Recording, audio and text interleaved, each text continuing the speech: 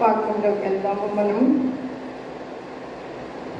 సామెతల గ్రంథము 12వ అధ్యాయము 25వ వచనము. సామెతల గ్రంథము, ఒకని హృదయములో విచారములు దాన్ని కృంగజేయును, దయగల మాట దానిని సంతోషపెట్టును. ప్రార్థన చేద్దాం. వాక్యం నిమిత్తం ఎన్నో వాక్యాలు దేవుని యొక్క కృపతో మనము నేర్చుకున్నాం, వింటున్నాం, బలపడుతున్నాం. మన సంఘములో దేవుని యొక్క ఆధ్యాత్మికమైన జీవితంలో దేవుని యొక్క వాక్యంతో మనము ముందుకెళ్తూ అభివృద్ధి చెందుతూ మరి నడుచుకుంటూ వెళ్తున్న పక్షంలో దేవుడు ఎన్నో రీతిలో మనకి సహాయం చేస్తున్నాడు. ఇంక ముందు కూడా దేవుడు సహాయం చేసేదానికి ఆయన సంసిద్ధుడు ఉన్నాడు. వాక్యం వినే ముందు ఒక 2 నిమిషాలు దేవుని సన్నిధిలో మనం ప్రార్థన చేసి తదుపరి మనము చదివిన వాక్యంలోకి లేఖనంలోకి మనం వెళ్దాం. తలలు వంచినట్లయితే ప్రార్థిస్తాము. మహాపరిశుద్ధుడా, జీవాధిపతమైన తండ్రి, వందనాలు, స్తోత్రాలు, ప్రభావమైన ఆత్మతో సత్యముతో మిమ్మల్ని ఆరాధించే బిడ్డలంగా, స్త్రీలంగా, చిన్న మందగా చేరి మిమ్మల్ని స్తుతిస్తున్నాం, ఆరాధిస్తున్నాం, మహిమపరుస్తున్నాం. ప్రభా తండ్రి, ఇంతవరకు పాటల ద్వారా మిమ్మల్ని ఘనపరిచాం. వాక్యముతో లేఖనంతో నాతో మాతో ఏం మాట్లాడబోతున్నారు? వెనుకనే చెవుల్ని, గ్రహించల హృదయాన్ని అర్థం చేస్తున్న మనసుని, వివేచన జ్ఞానాత్మమైన ఆయన నీ బిడ్డలకును నాయన నాకును దయచేయండి. యోగ్యత లేని దాన్ని, అర్హత లేని దాన్ని ఆయన మటుకు పని పాత్రగా వాడుకున్నందుకు స్తోత్రములు. ప్రభా నా నోటికి మీరు బుర్రగా ఉండండి. నా ప్రభా మీరు మాట్లాడితే నా జీవితం, మా జీవితాలు ఎత్తుకుంటూ అటు కృప మహాభాగ్యం దయచేసి బలపరిచి ముందుకు నడిపించమని దీని మనలో స్తుతులు స్తోత్రాలు చెల్లించుకుంటూ యెహోవాని ప్రార్థన చేసి వేడుకున్నాం తండ్రి, ఆమేన్. ఇక్కడ అంటున్నాడు, సామెతల గ్రంథము సొలొమోను రచించిన సామెతలు మనకి తెలియపరుస్తున్నాడు. ఒక వాక్యము మనం చదివినాము. ఒకని హృదయములో విచారము దానిని కృంగజేయును, దయగల మాట దానిని సంతోషపెట్టును. చూడండి, మన జీవితంలో ఎన్నో విషయాలలో మనము కృంగిపోతుంటాం, బాధపడుతుంటాం, వేదన చెందుతున్నాం. అయితే అటువంటి సమస్యలు, ప్రతికూలమైన సమస్యలు మన జీవితంలోకి ఎంటర్ అయినప్పుడు, మన జీవితంలోకి అవి వచ్చినప్పుడు మరి విచారముతో, బాధతో, కన్నీరుతో, వేదనతో కృంగిపోతుంటాం. కృంగిపోతున్నాం. అలాంటి సమయంలో దయగల మాట దానిని సంతోషపెట్టును.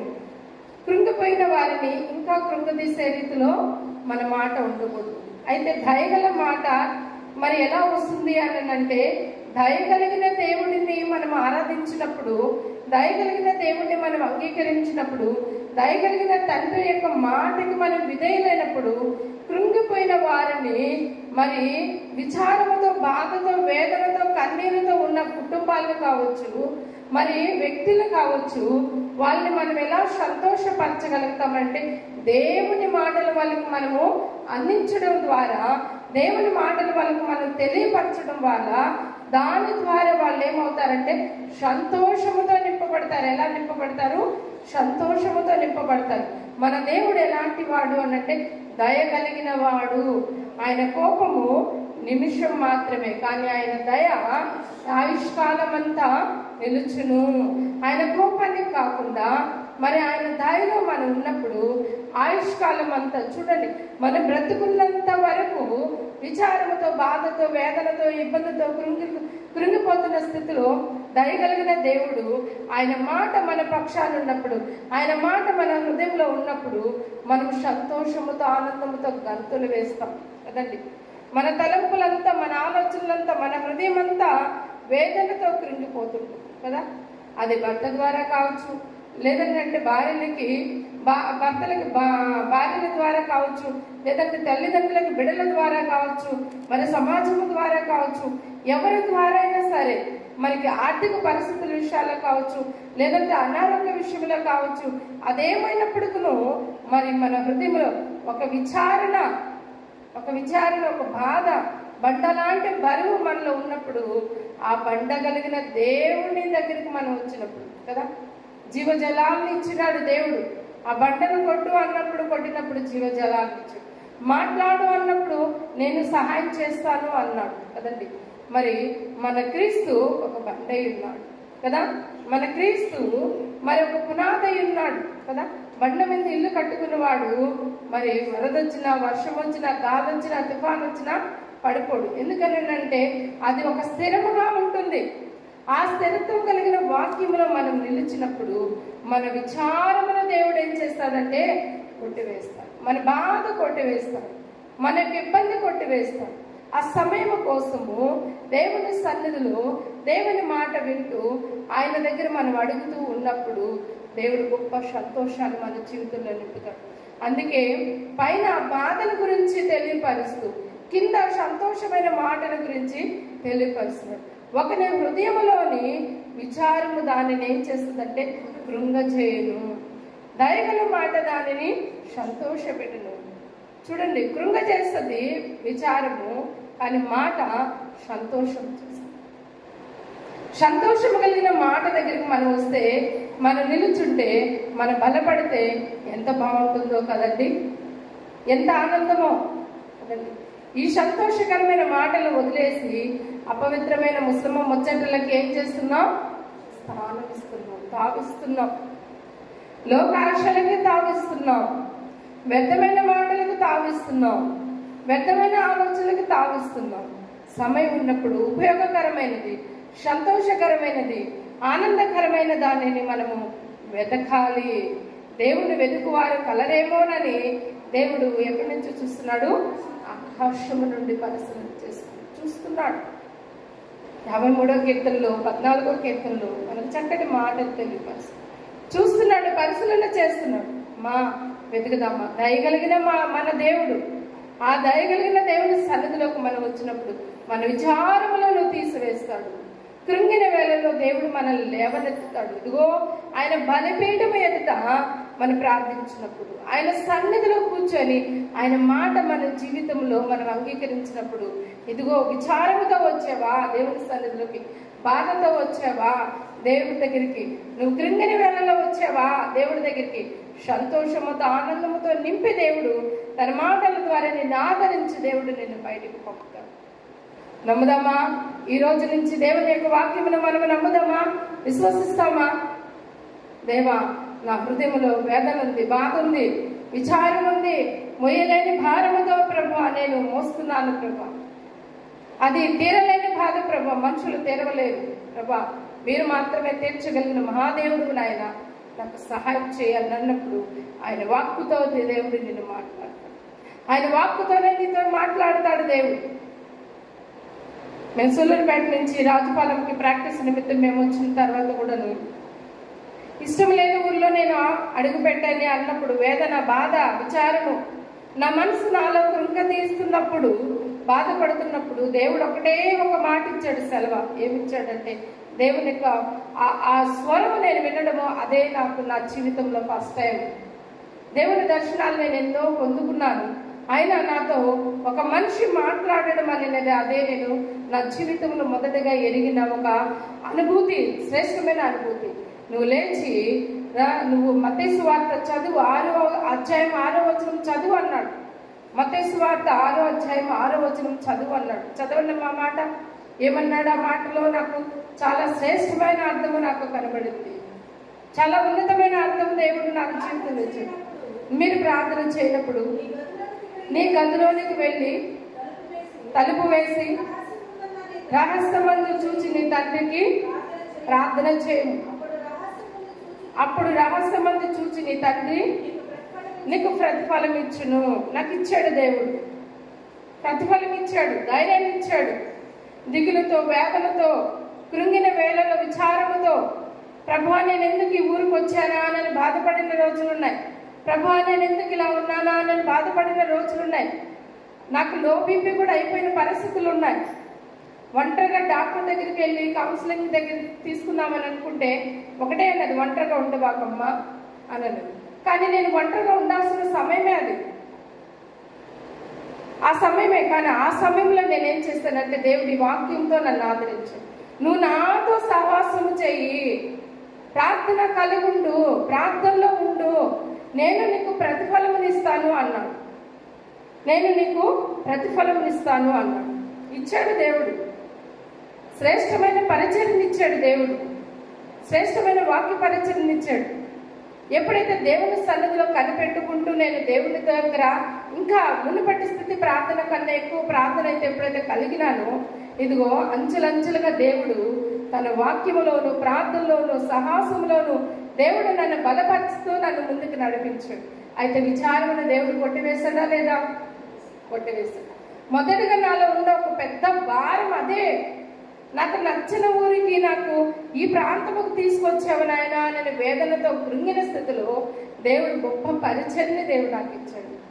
అయితే ఎంత గొప్ప సహాయం దేవుడు చేశాడు, ఎంత గొప్ప మేలులు దేవుడు చేశాడు. అమ్మా, మన జీవితంలో కూడాను మన విచారములను దేవుడు కొట్టివేస్తాడు, మన బాధను దేవుడు కొట్టివేస్తాడు, సంతోషాన్ని దేవుడు నింపుతాడు. నా జీవితంలోనే కాదు, మీ అందరి జీవితంలో కూడా దేవుడు సహాయం చేసేదానికి దేవుడు గొప్ప కృపని అనుగ్రహిస్తాడు.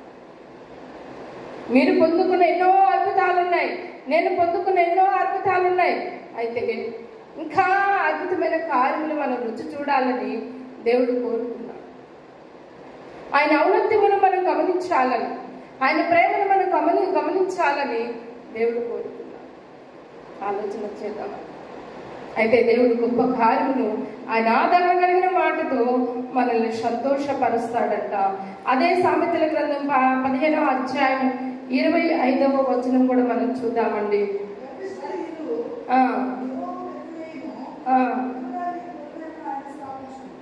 క్షమించండి, 12:25 మనం చూసాం కదండి. 15-13 చూద్దాము.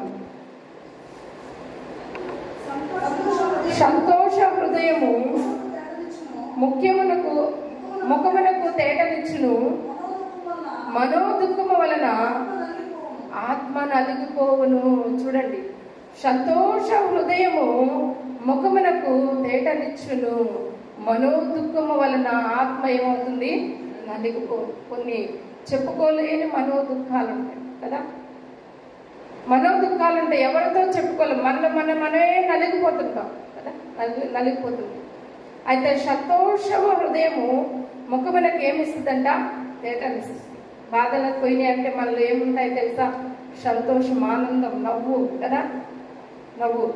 కానీ అన్ని మళ్ళీ సమస్యలు వచ్చాయనంటే మన ముఖములో విచారము, బాధ, నలిగిపోతుంటాం. నలిగిన హృదయమే దేవునికి ఇష్టమైన బలి. నలిగిన హృదయమే దేవునికి ఇష్టమైన బలి. ప్రియ సహోదరు, ఆ హృదయముతో దేవుని సన్నిధిలో నువ్వు ప్రార్థించు, గట్టిగా పట్టుదలగిలిగి ప్రార్థించు. మరలా చెప్పుదును యేసునందే ఆనందించుదు, మరలా చెప్పుదును యేసునందే ఆనందించుదును అని అంటున్నాడు. నీ మనోదుఃఖముతో, నీ బాధతో, నీ వేదనతో కృంగిన వేళలో నువ్వు దేవుని సన్నిధిలో ప్రార్థించినప్పుడు పైన యొక్క వాక్యం కూడా దేవుడు మన జీవితంలో ఇస్తాడు. సంతోష హృదయము ముఖమునకు తేటనిచ్చును అంటున్నాడు. వస్తుంది, అప్పుడు గ్లో వస్తుంది కదా, గ్లో వస్తుంది. పుష్టిగా ఉంటాం, సంతోషంతో ఉంటాం కదా, ఆరోగ్యంతో ఉంటాం.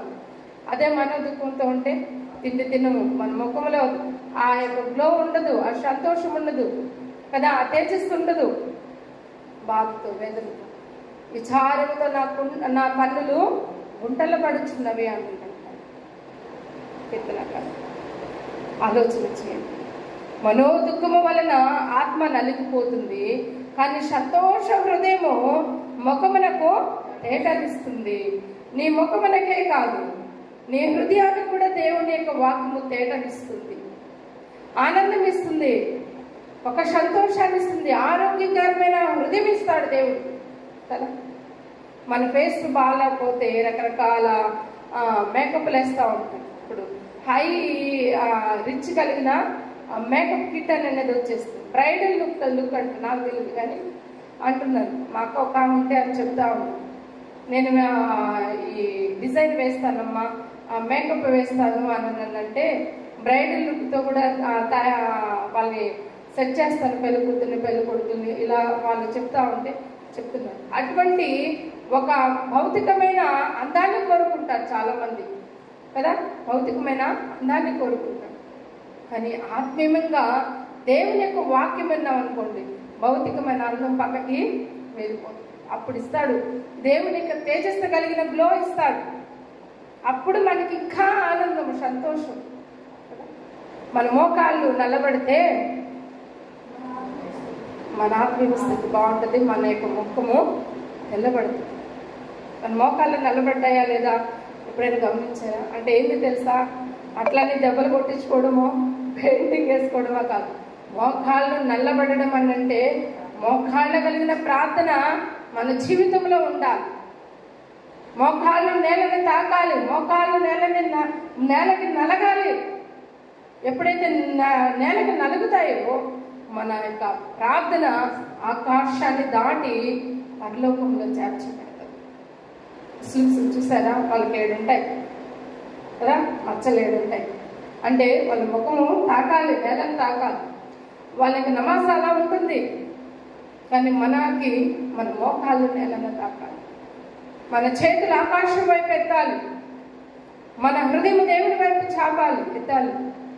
అప్పుడు దేవుడు ఆయన తేజస్సుని కుమ్మరిస్తాడు. అప్పుడు మన హృదయంలోకి ఆనందం, మన ముఖానికి కూడా తేజస్సు. దేవుని సన్నిధిలో 40 రాత్రులు 40 పగలు ఆయన గడిపాడు. మోషే భక్తుడు గడిపినప్పుడు ఏమొచ్చింది, అతని ముఖముని చూడలేకపోయాడు. ప్రకాశముతో నింపబడి చూడలేకపోయాడు. దేవుని సన్నిధిలో ఆత్మీయంగా మన వాక్యము వింటా ఉన్నప్పుడు, బలపడతా ఉన్నప్పుడు, ప్రార్థిస్తూ ఉన్నప్పుడు, ఎదుగుతా ఉన్నప్పుడు మనల్ని ఎవ్వరు కూడా చూడలేదు. ఎందుకనంటే తెలియని రీతిలోనే మనకి దేవుని యొక్క ఆత్మ మనలో నింపబడుతుంది. తెలియని రీతిగా ఆలోచన చేయండి. అందుకే ఇక్కడ మాట అంటున్నాడు, సంతోష హృదయము ముఖమునకు తేటనిచ్చును, మనోదుఃఖము వలన ఆత్మ నలిగిపోవును. నలిగిపోయిన జీవితానికి దేవుడు సంతోషాన్ని ఇస్తాడు. నీ మనోదుఃఖము తీసివేసే, నీకు ఆనందము కావాలంటే దేవుని సన్నిధిలో నువ్వు నిలుచుండు, కూర్చుండు. దేవుని వాక్యము వినుట వలన విశ్వాసము కలుగును.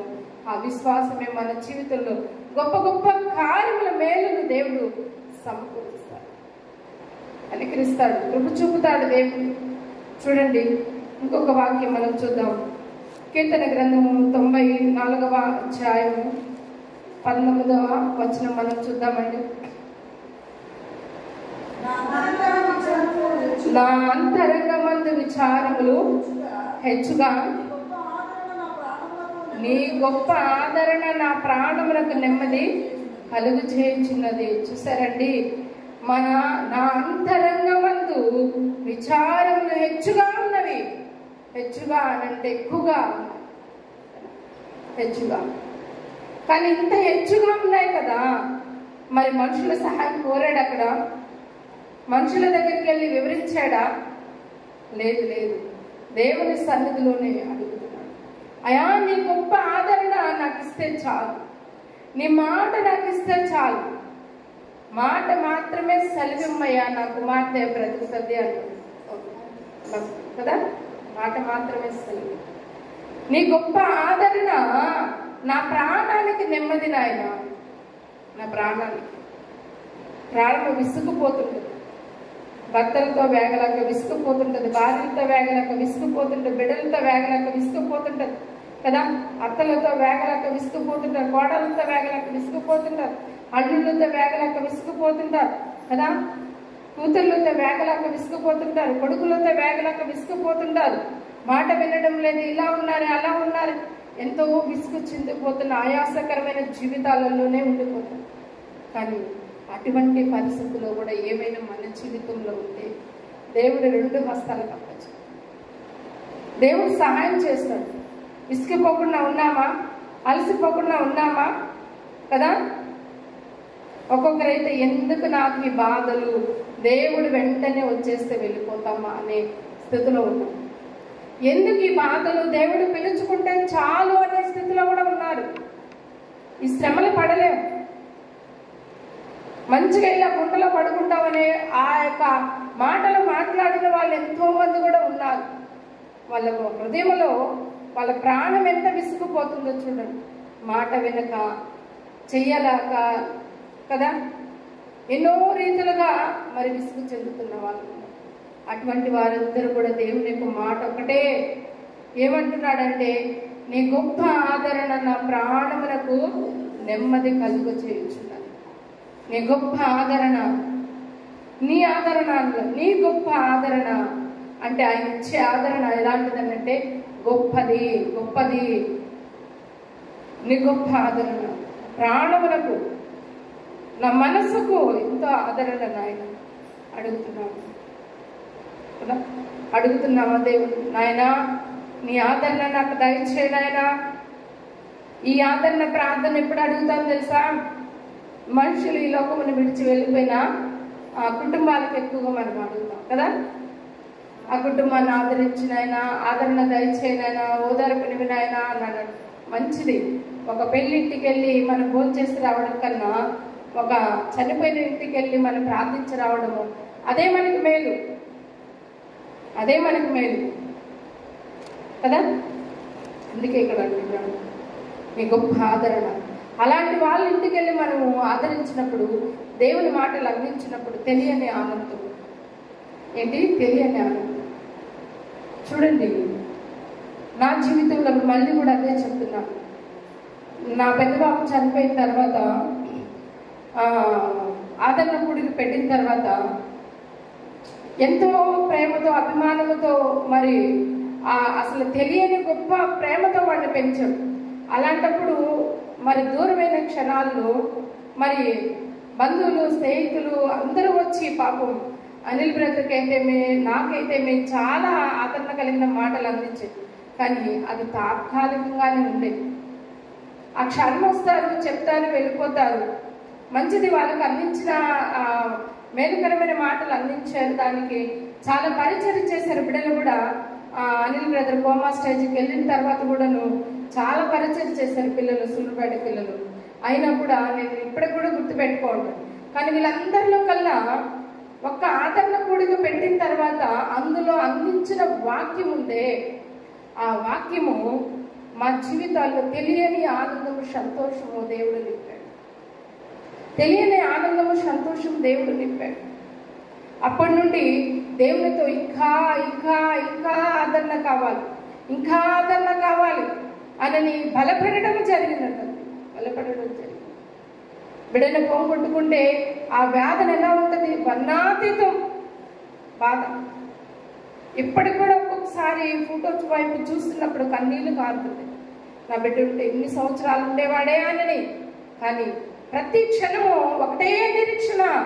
ఏంటి అంటే ఆ నిరీక్షణ దేవుని రాజ్యంలో మనం చూస్తామని ఒక నిరీక్షణ, దేవుని రాజ్యంలో మనం ఉంటామని ఒక నిరీక్షణ. అందుకేనండి ఇక్కడ నా ప్రాణములకు అని అంటున్నాడు. ఏంటి?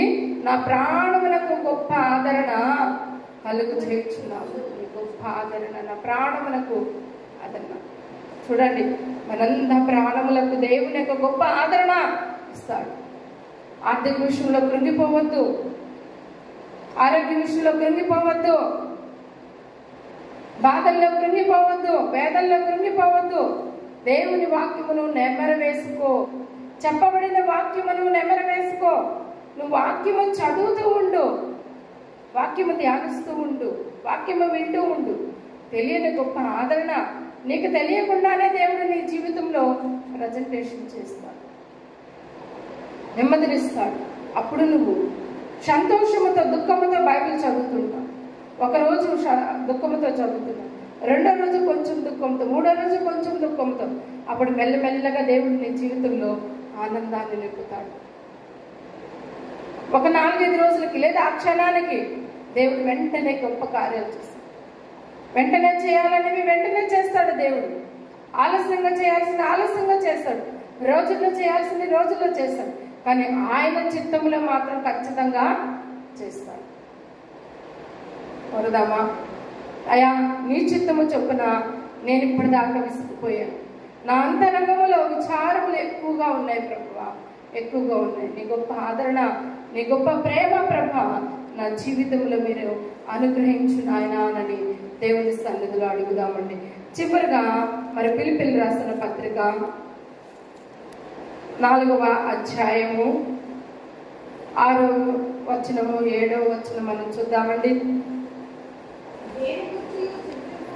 దేని గురించి చింతింపకుడు గాని ప్రతి విషయములోను ప్రార్థన విజ్ఞాపనల చేత కృతజ్ఞతాపూర్వకముగా మీ విన్నపములకు దేవునికి తెలియజేయడి. అప్పుడు సమస్త జ్ఞానములకు మించిన దేవుని సమాధానము యేసుక్రీస్తు వలన మీ హృదయములకును మీ తలంపులకును కావలి ఉండును. చూడండి, దేని గురించి నువ్వు విచారముతో నింపబడినా అది నీకు తెలుసు. ఒకవేళ చెప్పుకోగలిగి ఉంటే దైవజనులతో చెప్తారు, లేదంటే మీ బెస్ట్ ఫ్రెండ్స్తో చెప్పుకుంటారు, తల్లిదండ్రులతో చెప్పుకుంటారు. మీరు చెప్పుకోగలిగినవి చెప్పుకుంటారు, చెప్పుకోలేనివి కూడా మరి కొన్ని ఉంటాయి కదా.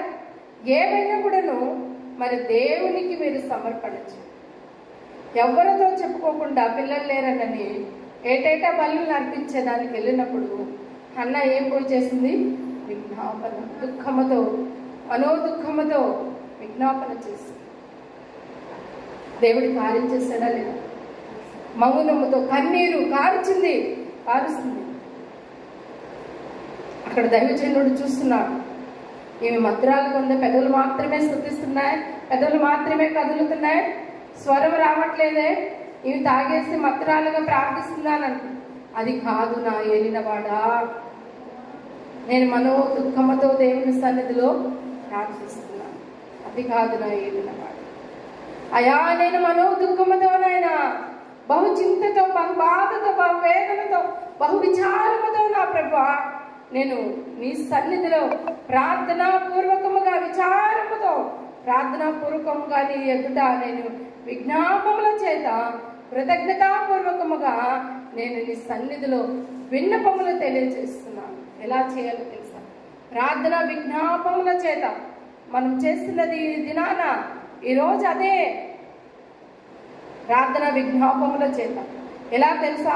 కృతజ్ఞతాపూర్వకముగా, దేవునికి కృతజ్ఞతాపూర్వకంగా మనము ప్రార్థిస్తున్నప్పుడు, విన్నపములు తెలియజేస్తున్నప్పుడు, దేవునికి తెలియజేస్తున్నప్పుడు అప్పుడు ఏం చేస్తాడు తెలుసా దేవుడు? అప్పుడు సమస్తమునకు జ్ఞానమునకు మించిన దేవుని సమాధానమును, చూడండి, జ్ఞానమునకు మించిన, మన జ్ఞానానికి మించిన, మనం ఏదేదో ఎక్స్పెక్ట్ చేస్తాం, అలా అయిపోద్ది, ఇలా అయిపోద్ది, దేవుడు అలా చేస్తాడు, ఇలా చేస్తాడు. మన జ్ఞానానికి మించినవి దేవుడు చేస్తాడు. నువ్వు అనుకోవు ఏ దిక్కు నుండి సహాయం వస్తుందో తెలియదు. 4 దిక్కులు మూవి పడుతుంది కదా ఎస్తరు కాలం. ఏ దిక్కు నుండి సహాయం వస్తుంది? 5వ దిక్కు నుండి. అలా పంపుతాడు దేవుని యొక్క కార్యం. అన్ని ద్వారాలు మూయబడిపడతాయి, ఒక ద్వారం ఆయన ద్వారం. అదే దేవుని యొక్క కార్యం. మనం ఎన్నెన్నో ఊహించుకుంటాం, నా దేవుడు ఇలా చేసేస్తాడు, అలా చేసేస్తాడు అని అనుకుంటాం. నిజమే, అలా అనుకోవడం మంచిది. కానీ అంతకు మించినవి, నువ్వు అనుకున్న దానికి మించినవి దేవుడు నీ జీవితంలో సమాధానమును, చూడండి, కేవలం సమాధానం చాలు కదా. జ్ఞానమునకు మించిన దేవుని సమాధానము యేసుక్రీస్తు వలన మీ హృదయములకును మీ తలంపులకును కావలి లేకపోతే, దేవుని కాపుదల లేకపోతే, ఆ విచారాలకి, ఆ బాధలకి, ఆ వేదనకి కదా, క్షణికపాఠమైన ఆవేశాలతో ఈరోజు ఎంతమంది చనిపోతున్నారు, ఎంతమంది ప్రాణము విడుస్తున్నారు, ఎంతమంది విడాకులు తీసుకుంటున్నారు, ఎంతమంది తల్లిని చంపుతున్న వారు ఉన్నారు, ఎంతమంది తండ్రిని చంపుతున్న వారు ఉన్నారు, ఎంతమంది భర్తలు చంపుతున్న వారు ఉన్నారు, ఎంతమంది భార్యలు భర్తలు చంపుతున్న వారు ఉన్నారు. ట్రెండ్ మళ్ళీ మారింది ఇప్పుడు కదా, భార్య చంపుతుంది ఇప్పుడు. మొన్నటిదాకా భర్తలు, ఇప్పుడు ఎంత ఘోరమైంది. ఆనాటి కాలంలో కరువులు వస్తే బిడ్డల కనంగానే తినేసేవాళ్ళు కదా, తినేసేవాళ్ళండి. ఇప్పుడు అలా కాదు. ఎంత క్రూరమైన మెంటాలిటీ వస్తుంది తెలుసా మనుషులు. ఇదిగో ఈ తలంపులు లేకపోతే, దేవుడి తలంపులు లేకపోతే, మన హృదయములకును మన తలంపులకును కావలి, దేవుని యొక్క దేవదూతల కాపలా ఉంచుతాడు దేవుడు. అపాయంలో పడిపోకుండా, శాపంలో పడిపోకుండా, పాపంలో పడిపోకుండా కదా. దేవుడు కాపుదల చేస్తాడు. ఆయన కాపుదల అవసరం. ఓర్పు సహనం ఈ దినాల్లో మనిషిగా చచ్చిపోతుంది. చనిపోయి ఇలాంటి కార్యక్రమాలు చూడండి. మహారాష్ట్ర ప్రదర్శన కదా, మహారాష్ట్రం కాదు, కొన్ని వందల శవాలు ఇప్పుడు ధర్మస్థలంలో ఎట్లా పూడ్చిపెట్టేశారు. కొన్ని సంవత్సరాల నుంచి కదా, కొన్ని సంవత్సరాల నుంచి అమ్మాయిని భయంకరంగా పాడు చేసేయడం కదా, భయంకరమైన హింస పెట్టడం, చంపేయడం, చంపిన వ్యక్తిని పూడ్చిపెట్టకపోతే అతన్ని బెదిరించడం. అమ్మ 2094 నుంచి ఎన్ని సంవత్సరాలు, దగ్గర 28 సంవత్సరాల దాకా అవుతుంది కదా. ఎంతమంది శవాలను పూడ్చిపెట్టాడు. అతను ఓర్చుకోలేక తట్టుకోలేక అన్ని సంవత్సరాలు నలిగిపోతూ ఈ సమయానికి రిలీజ్ అయిపోయాడు. అతను వచ్చి చెప్పేసి రిలీజ్ అయిపోయాడు. ఏదేమైనప్పుడు కూడా అంటే చూడండి, క్షణికపాఠమైన సుఖాలు, క్షణికపాఠమైన ఆవేశం, క్షణికపాఠమైన తీసుకున్న నిర్ణయాలకి ఎంతమంది బలైపోతున్నారు. ఇవన్నీ రేపు దేవుడికి లెక్క చెప్పాల్సిన అవసరం ఉందా లేదా? లెక్క చెప్పాల్సిన అవసరం. ఒక సిస్టర్ అనుకుందంట, నేను చనిపోదాము అనుకున్నానమ్మా. చనిపోదామా నువ్వు అనుకుంటున్నావు, కరెక్టే. చనిపోతే రేపు మళ్ళీ దేవుడికి లెక్క చెప్పాలి కదమ్మా. అవునమ్మా, దీనికన్నా నువ్వు భయంకరమైన లెక్క చెప్పడం కన్నా ఇక్కడ నువ్వు నెమ్మదితో ప్రార్థించడం మంచిది కదా. సమస్య గురించి, వేదన గురించి కాస్త ఓర్పుతో ప్రార్థన చేయండి, కాస్త సహనంతో ప్రార్థన చేయండి. దేవుడు గొప్ప కార్యములు చేస్తాడు. అపవాది వలలకు మనం చిక్కుకోకూడదు, అపవాది యొక్క విధానంలో చిక్కుకోకూడదు. దేవుని యొక్క కృపలో ఉండాలి, దేవుని యొక్క వాక్యంలో ఉండాలి, దేవుని యొక్క సహవాసంలో ఉండాలి. అందుకే ఎందుకు మళ్ళీ మాటికి కూడా మళ్ళీ మన యొక్క వాక్యములు అందిస్తూనే ఉంటాం. ఏంటి అని అంటే ప్రార్థన, సహవాసం, వాక్యము. ప్రార్థన, సహవాసం, వాక్యం. ప్రార్థన ఏం చేస్తుంది? విడుదలనిస్తుంది. ఇప్పుడు చూసాం కదా, కాపుదల ఇస్తుంది.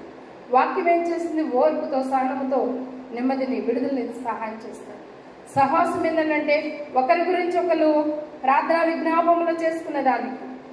సంఘం ఎప్పుడు ఒక బిడ్డని కృంగిపోతే కృంగనీదు, లేవనెత్తుతా, అమ్మా మేమున్నాం, ప్రార్థిస్తాం. అన్ని స్వరాలు కలిపితే దేవుడు గొప్ప కార్యం చేస్తాడా లేదా? సంఖ్యల్ని విడిపోయినాయి. కీర్తనలు పాడుతూ ఉన్నప్పుడు చెరసాలలో ఉన్న బిడ్డలకి బంధకాలములు విడిపోయినాయి కదండి. ఎంత గొప్ప కార్యములు దేవుడు చేస్తాడు. అందుకే సహవాసం అవసరం. కొంతమందికి ఈ సహవాసం, దేవుని సహవాసం అంటేనే దూరం వెళ్ళిపోతూ ఉంటారు. దేవుని వాక్యం అంటేనే దూరం వెళ్ళిపోతూ ఉంటారు. ఏదో నిర్లక్ష్యం అని అనుకుంటారు. కాదండి, ఇది ఎంతో అవసరం. మన జీవితాలకు ఎంతో అవసరం. ఇది అర్థం కావడం లేదు, చాలా మందికి అర్థం కావట్లేదు. రాబోతున్న జనరేషన్కి మనం ఇప్పుడున్న ఒక మాదిరికరంగా వాళ్ళకు మనం నేర్పించాలి. ఆత్మీయమైన జీవితాలు ఇలా ఉండాలి. ఎవరు ఉంటామో ఎవరు పోతామో తెలియదు. మా ఆయుష్ 70 సంవత్సరంలో, అధిక బలం ఉన్న 80 సంవత్సరం. ఆయాసమే దుఃఖమే. ఈ దినాల్లో 80 సంవత్సరాలు 70 సంవత్సరాలు రాకముందే ఆయాసాలు వస్తున్నాయి. బ్లడ్ లెస్ అయితే ఆయాసం వస్తుంది కదా, లావ్ అయితే ఆయాసం వస్తుంది, నడవలేని పరిస్థితులు కదా, ఎన్నెన్నో ఆరోగ్యకరమైన పరిస్థితులు, మరి అనారోగ్యకరమైన పరిస్థితులు వస్తాయి. ఎప్పుడు ఉంటామో ఎప్పుడు తెలియదు. కానీ బిడ్డల్ని మనం ఏం చేయాలంటే జ్ఞానంతో చక్కదిద్దాలి, మనం బలపరచాలి, నడిపించాలి. మనము వాళ్ళకి మాదిరికారంగా మనము నేర్పాలి. మనం ముందుండి వాళ్ళని తీసుకురావాలి దేవుని స్థానం. ఎంతో అవసరం చేద్దామండి. ఇదిగో ఇక్కడ అంటున్నాడు కదా, మీ తలంపులకును మీ హృదయమునకును మీ తలంపులకును కావలి ఉంటుంది. ఎవరు కావలా ఉంటారు? దేవుని యొక్క దేవదూతలు యేసుక్రీస్తు వలన ఆయన ఆజ్ఞాపిస్తాడు. నా బిడ్డ కుటుంబానికి కావలి కదా, తనెందు భయభక్తులు కలిగిన వారి పట్ల ఆయన దేవదూతలు కావలా. చూడండి, నా బిడ్డకి సర్వాంగ కవచం ధరింపచేయాలి. నా బిడ్డ ప్రాణాపాయంలో ఉండి ఏమి హాని చేసుకోకూడదు, కాపలా. ఏ ఇబ్బందులు పడకూడదు, ఏ శాపంలో పడకూడదు, ఏ అపరాధంలో పడకూడదు. దేవుని యొక్క కాపుదల అవసరం కదా. విచారములో దేవుడు మనల్ని లేవదీస్తున్నాడు. సంతోషాన్ని ఇస్తున్నాడు, నెమ్మదిని ఇస్తున్నాడు, ఆనందాన్ని ఇస్తాను. కేవలం ఆయన దయగలిగిన మాటల ద్వారా మాత్రమే. ఆయన దయగలిగిన మాటలు, మనుషుల మాటలు తాత్కాలికమండి, తాత్కాలికం, కొంతసేపే. కానీ దేవుని మాట శాశ్వత కాలం వరకు అది నెమ్మది కలిగిస్తుంది. నెమ్మది కలిగిన జీవితంలో మనం ఉండి మనం ముందుకెళ్తాం. ఇటు వాక్యం ప్రభు మనకి వినికిల్లో దేవుడు దీవించునుగా.